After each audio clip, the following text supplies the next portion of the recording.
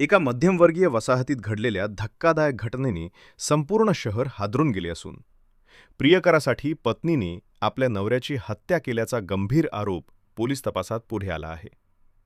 या प्रकरणाने केवळ एका कुटुंबाचा नाही, तर समाजाच्या नैतिकतेचा, नातेसंबंधांच्या नाजूकतेचा आणि वाढत्या मानसिक तणावाचा आरसा दाखवला आहे.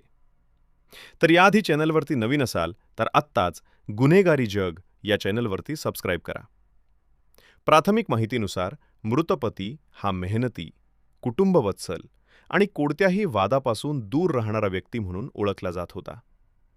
तर आरोपी पत्नी देखील समाजात सभ्य व शांत स्वभावाची म्हणून परिचित होती. मात्र गेल्या काही महिन्यांपासून तिचे बाहेरील व्यक्तीशी घनिष्ठ संबंध निर्माण झाल्याची माहिती पोलीस तपासात समोर आली असून यामुळे घरात सतत वाद, संशय, आर्थिक तणाव आणि मानसिक अस्वस्थता वाढत गेली होती. मृत पतीला या संबंधांची शंका होती का, याबाबत पोलीस वेगवेगळ्या कोनातून तपास करत आहेत. घटनेच्या दिवशी नेहमीप्रमाणे किरकोळ वाद झाला असल्याचे शेजाऱ्यांचे म्हणणे असून त्यानंतर परिस्थिती अनपेक्षितपणे गंभीर वळणावर गेली. घटनेनंतर आरोपी पत्नीने सुरुवातीला आजारपण किंवा अपघाताचा बनाव केल्याचा संशय आहे. मात्र शवविच्छेदन अहवाल, घटनास्थळावरील परिस्थिती, mobile call details, social media संवाद तसेच बँक व्यवहारांच्या तपासातून अनेक विसंगती समोर आल्या आणि पोलिसांचा संशय अधिक बळावला. तपासादरम्यान प्रियकराची ओळख पटवून त्याला चौकशीसाठी ताब्यात घेण्यात आले असून त्याची भूमिका प्रत्यक्ष सहभागाची होती की मानसिक दबाव किंवा कट रचण्यापुरती मर्यादित होती, याचा सखोल तपास सुरू आहे. या प्रकरणात डिजिटल पुरावे अत्यंत महत्त्वाचे ठरत असून आधुनिक तंत्रज्ञानामुळे तपास अधिक वेगाने पुढे जात आहे.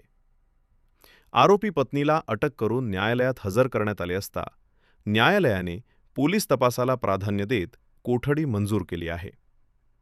या घटनेनंतर परिसरात तीव्र संतापाची भावना असून अनेकांनी विश्वासघातामुळे नाती किती धोकादायक वळण घेऊ शकतात यावर चर्चा सुरू केली आहे.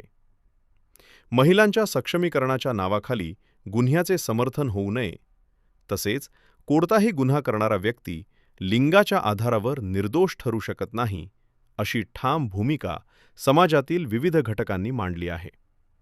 तर दुसरीकडे तज्ज्ञांनी या घटनेकडे केवळ गुन्हा म्हणून न पाहता मानसिक आरोग्य, भावनिक एकटेपणा, संवादाचा अभाव आणि वैवाहिक नात्यातील दडपण यांचे गंभीर परिणाम म्हणून पाहण्याचे आवाहन केले आहे. कायदेपंडितांच्या मते दोष सिद्ध झाल्यास आरोपीवर भारतीय दंडविधानानुसार कठोर शिक्षा होऊ शकते. तसेच कटात सहभागी असलेल्या इतर व्यक्तींनाही शिक्षा होण्याची शक्यता नाकारता येत नाही. मृताच्या कुटुंबियांनी निष्पक्ष, पारदर्शक आणि जलद न्यायाची मागणी केली असून समाजाने अफवांवर विश्वास न ठेवता कायदेशीर प्रक्रियेवर भरोसा ठेवावा, असे पोलीस प्रशासनाने स्पष्ट केले आहे.